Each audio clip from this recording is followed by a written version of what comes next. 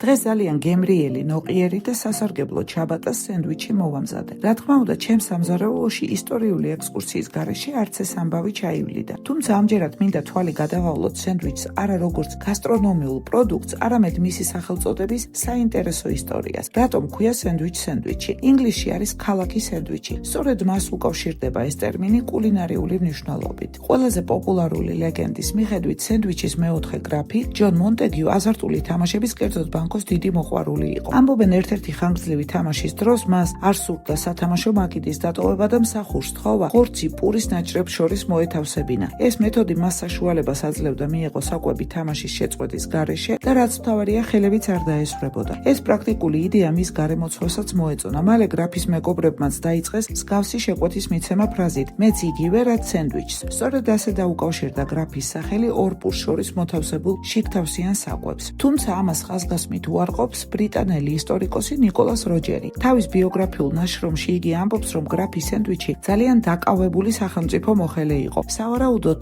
ის ამ ფორმით საკვებს სამუშაო მაგიდასთან დროის და ენერგიის დასაზოგად იყენებდა და არა ბანკოს თამაშის დროს. მეორე მხრივ კი ფრანგი მოგზაური და მწერალი პიერ ჟან გროსლეი, რომელიც ინგლისში იმყოფებოდა 1765 წელს, მოგვიანებით 1770 წელს გამოცემულ წიგნში „მოგზაურობა ლონდონში“ აღწერს ამბავს ინგლისის ერთ სახელმწიფო მოხელეზე, რომელიც თითქოს 24 საათის განმავლობაში სათამაშო მაგიდასთან იჯდა და ორ ნაჭერ შემწვარ პურს შორის მოთავსებულ ხორცს მიირთმევდა. გროსლეი წერს, რომ ეს ახალი კერძი მისი ლონდონში ყოფნის დროს გახდა პოპულარული და იმ სახელმწიფო მოხელის სახელით მოიხსენიებოდა. ისტორიული თვალსაზრისით ეჭვგარეშეა, რომ ტერმინი სენდვიჩი მე-18 საუკუნეში დამკვიდრდა და ის პირდაპირ უკავშირდება ქალაქ სენდვიჩის მეოთხე გრაფს ჯონ მონტეგიუს. ამ ფაქტს არაერთი წერილობითი დოკუმენტი, მათ შორის მონტეგიუს თანამედროვეთა დღიურებიც ადასტურებს, თუმცა აკადემიური დავა დღემდე გრძელდება იმაზე, თუ რა ვითარებაში შეიქმნა ამგვარი კულინარიული ფორმატის სახელწოდება ბანკოს თამაშისას თუ სახელმწიფოს კეთილდღეობისთვის დაუღალავი შრომის პროცესში. მე და შეფმა დიდხანს ვიკამათეთ, ბევრი ვიმსჯელეთ. ჩემი შეფი წარმოშობით ინგლისელია და ამიტომ განსაკუთრებული მღელვარებით და მოწიწებით უდგება ამ საკითხს. მისთვის გრაფის სენდვიჩი აზარტული მოთამაშე კი არა.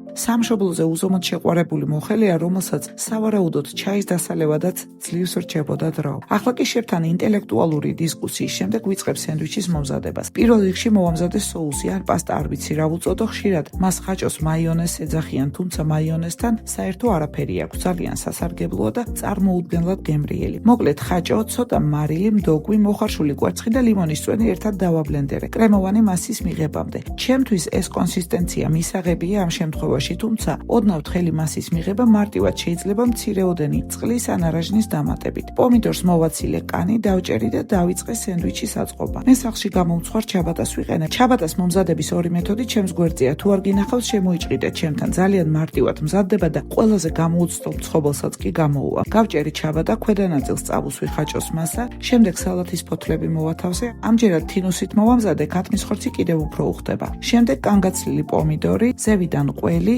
ჩაბატას ზედა ნაწილსაც წავუსვი ხაჭოს სოუსი და სულ ეს არის. სურვილის შემთხვევაში შეიძლება მსუბუქად მოხუხვა ტაფაზე ან გრილში. ძალიან გემრიელი, ნოყიერი, სასარგებლო და მარტივად მოსამზადებელი სენდვიჩი მზად არის. მადლობა რომ მიყურე ბოლომდე.